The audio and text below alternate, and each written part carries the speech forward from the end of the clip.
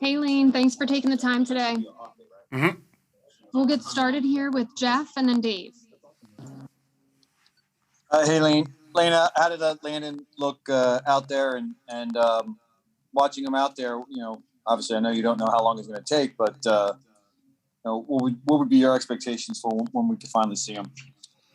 As far as that's concerned, I'm really not sure. I know he's out there doing individual with us today, so that's the first that we've had him. So I think we're trying to limit him a little bit on that, and then slowly amping up. So he did individual today, and I think over the course of the next couple of weeks, we'll slowly progress him in there. But yeah, man, he's a big, strong dude, so I'm ready to see him out there just like y'all are. Go ahead, Dave, and then Bo. Hey, Lane, I know before training camp started, you said you wanted to stack some days and see how the ankle felt over the long period of time. How did it feel? Were there any issues throughout training camp? Just a little bit of swelling after some practices, but nothing too bad. I think me and Hurts are kind of going through the same thing, so just a little bit of inflammation, but really no issues and feeling good. And got some good work over the past few weeks against the Patriots and the Jets last week, and then now going against our guys again. Go ahead, Bo, and then Martin. With Landon Lane, what has he been like in the meeting room? What kind of personality is he, and what do you guys get on him about? I mean, he's super intelligent. You can tell he's played a lot of high-level football at Alabama, so he's not really slacking there. I just think he's eager to get back on the field. Like I said, he transitioned to doing some individual today, and slowly start getting more team reps. But yeah, man, he's super big, super strong, and he's a funny son of a bitch too. He's a character. So hopefully he'll let me borrow some of those overalls if I need them. If I can follow up on just the room in general, obviously cuts are coming. That's such a deep group. You guys are so close. What is the message that you give to those guys? And presumably you're going to say goodbye to some good players. I mean, yeah, you got to understand the nature of this business.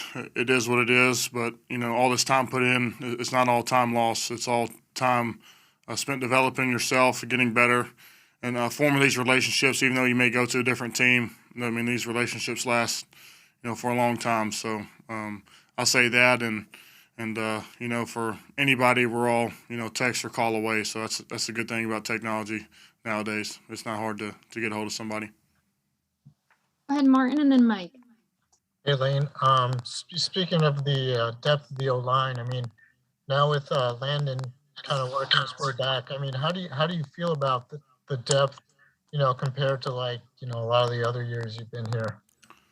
Yeah, well, I know it's definitely better than last year. So we got our guys in here starting, and then the depth, really solid all the way through. So.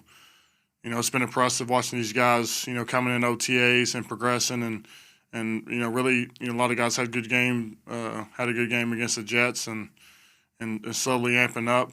And guys come back from injury. I think Andre had a tremendous game. Driscoll had a great game, and those guys are doing really well. We'll go to Mike and then Zach. Hey, Lane, having Brandon back in the mix, what was it like just this summer having him out there with you, and how do you think he's kind of improved as the days have kind of gone along? Man, it's been good having him back out there with me. It feels it felt weird at first just because we spent a lot of time apart, but yeah, man, I think whatever adversities went through just made him such a mentally much tougher, much stronger player than he ever was before. So not too many people can bounce back from the injuries that he's had and still be, the most dominant right guard in the game, and being able to do what he can do. So, it just sharpen the sword every day. I'm right there with him, and I'm going to help him get through whatever. We'll take a few more here. So let's go to Zach, Josh, and Rob.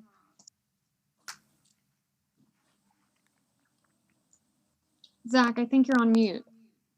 Yeah, sorry, my internet was going in and out there. Can you hear me okay? I hear you.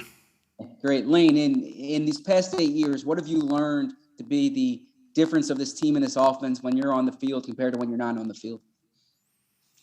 I mean, you can go through the wins and losses, but really, for myself, when I'm not playing, man, if it's tough just being out there because you miss your guys. You're so used to being in that team room every day in the film room.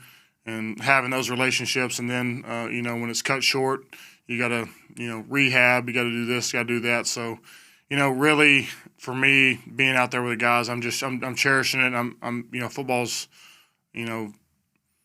Football's my life, man. I love what I do. So being out there with my guys is the utmost importance, and being around Stout, the guys just keep me motivated every day, and Kelsey, and a lot of the veteran guys. I look up to those guys, how they work and how they've handled themselves over the course of the decade, and try to learn from them.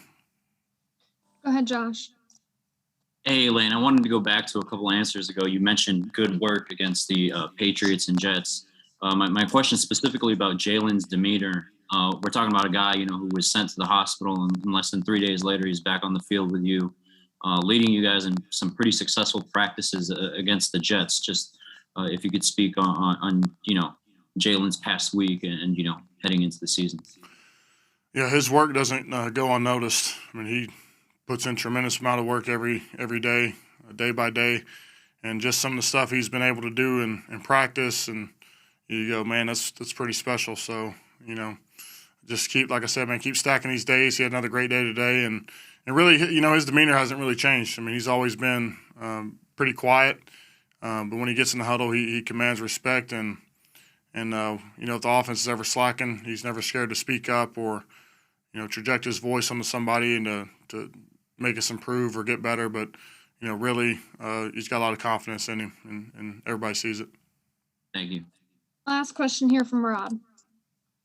Hey, Lane, I want to ask you about your other quarterback, your new quarterback, Gardner. Have you had a chance to speak to him yet? And what was your reaction to the team bringing him in?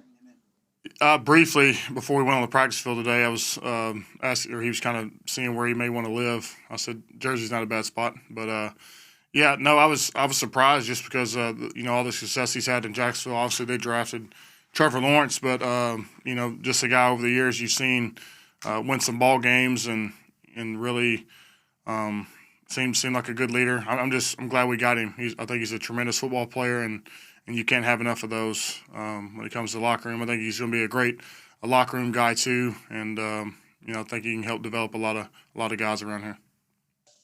All right, thanks for the time, Lane.